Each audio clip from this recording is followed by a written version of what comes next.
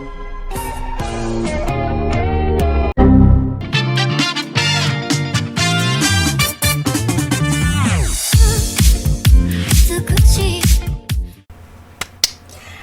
hello. So today we're doing another style challenge. I know I already did this last week, but I was looking at my channel and I looked at my first video I ever made where I drew planchette, and I thanked Lavendertown for inspiring me as an artist.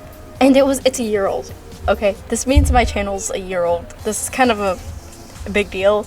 This wasn't really, I don't consider it my first, I consider it my first video, but it's also not very serious, nor at that time was I expecting to upload anything else after that.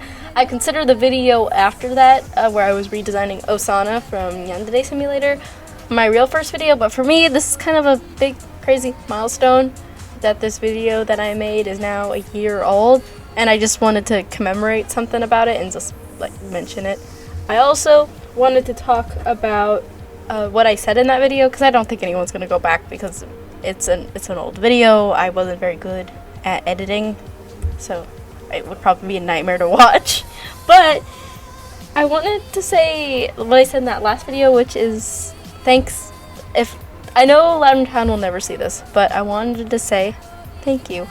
My art style is obviously very different from theirs now, but I really do appreciate them and what they did, and how throughout the years of me growing as an artist, that I felt like they kind of grew too with me, and that they taught me so much of the things. They helped me learn anatomy, they helped me learn how to color and shade with their do this not that videos. I looked forward to I think it was either every Saturday or Sunday when I would be able to sit down and watch their videos. I still do.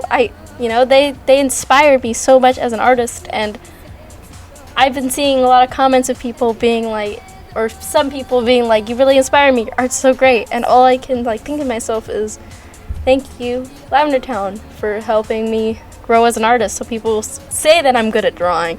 Because there was a time that the only people who thought I was good at drawing were my parents. And I've even had an art teacher way back in middle school who just didn't think my drawings were very good, and you could tell, or at least I could tell. It almost made me quit, but I pushed through because I found that I found this art YouTuber and they inspired me, and I was like, I want to do that. I want to draw not like them, but I want to be as good as them. And I worked hard, and I drew every day, watching art videos and listening to my Nightcore because I was 12 and I did it. And just thank you so much for inspiring me as much as you have, and I just thank you for inspiring me and making me the artist I am today. Lavendertown. Okay, now that I'm done with that, now I'm going to talk about the actual drawing. So the sketch, I've followed, as you could tell from my little speech, I guess, I followed Lavendertown for a really long time, so imitating her style wasn't exactly a difficult feat. I had to look up some references, but once I looked up references, it was really easy. I just started copying what I saw, and that was the sketch. Next was the line art, which also, again, wasn't very difficult. It was just me copying what I saw, and Lavendertown's line art is kind of messy and also very, I don't know how to say it, but it's messy but clean and very Lavendertown. But again, I've been following this artist for ages, so I kind of knew what I was doing just from watching, because I watched so many of their speed paints that I knew what I was doing to an extent, and I knew where lines would be thicker and thinner and where lines would be a little bit more wispy. So I also knew how certain clothing was gonna fold just a bit. There's one thing that I do regret about this drawing. I forgot my tail. A sentence I never thought I'd say. But when I was drawing this, I forgot to add the tail, and I didn't notice it until I was completely finished, and I didn't want to add it after I did everything else. So for this one drawing, I don't have a tail. Okay, yeah. as you can see, I think I did a pretty good job mimicking how they do the line art and how how thick and thin things go. But yeah, I'm gonna let the rest of the line art play, and I will see you guys when in the coloring part.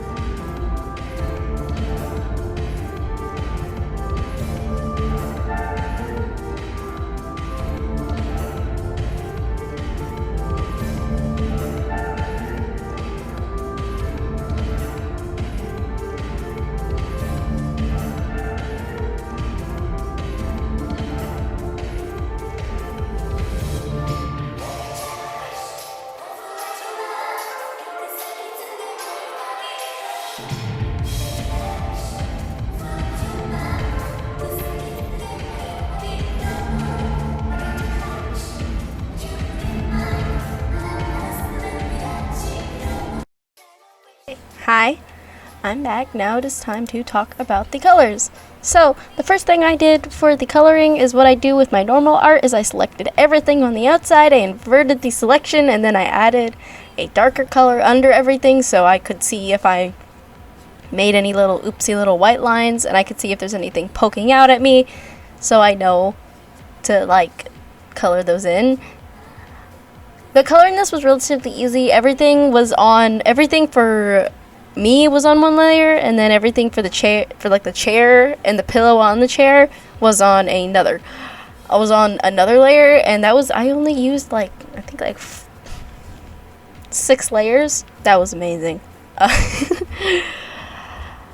I love simple art styles because of that. I just also I did use the selection tool other than in parts other than just around it. Like, I use the selection tool on my face to add the raccoon markings, and I also added the selection tool on my jacket so I could add the flannel.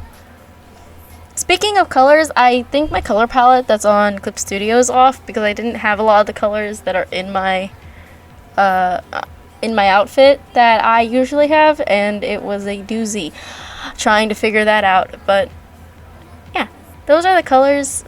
Like I said, it was really easy, simple process. The shading was even more easy and simple.